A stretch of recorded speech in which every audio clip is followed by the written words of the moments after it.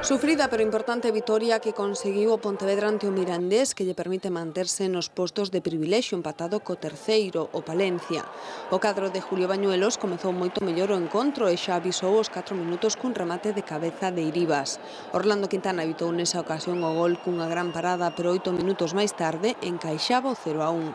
Primeiro rematou Candelas o pau e o seu rexeitamento foi aproveitado por Pablo para batelo Metagranate.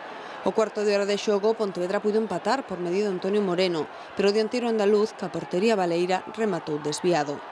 Mais atinado estivo Vázquez a piques de chegar a media hora. O capitán cabeceou a escuadra un córner sacado por Iván Carril, restablecendo así a igualada. O tanto renovou os ánimos dos pontevedreses que pasaron a dominar o balón e crear máis ocasións. E no seu mellor momento de xogo chegou a xogada decisiva. Minuto 44, o árbitro sinalou penalti por esta caída de Iván Carril na área e Charles transforma a pena máxima no 2-1. O brasileiro dedicoulle tanto ao seu compañeiro Nevado mancado de gravidade indo pola camiseta que todos os xogadores sacaron ao inicio do encontro. Tras conseguir a remontada, o Pontevedra comezou o segundo tempo buscando a sentenza e tivo na Víctor Bravo no minuto 50. Quedou só ante Iván Gómez, pero non soubo definir. Salvou o porteiro do Mirandés, o rexeitamento caeulle a Iván Carril e tampouco o galego estivo acertado ao estrelar o balón no poste. Despois de desperdiciar unha dobre ocasión, o Pontevedra sufriu para conservar o resultado. O Mirandés afanouse na área rival, creando moito perigo, sobre todo a balón parado.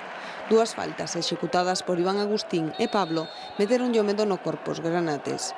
A primeira salvouna Orlando Quintana e a segunda o longueiro.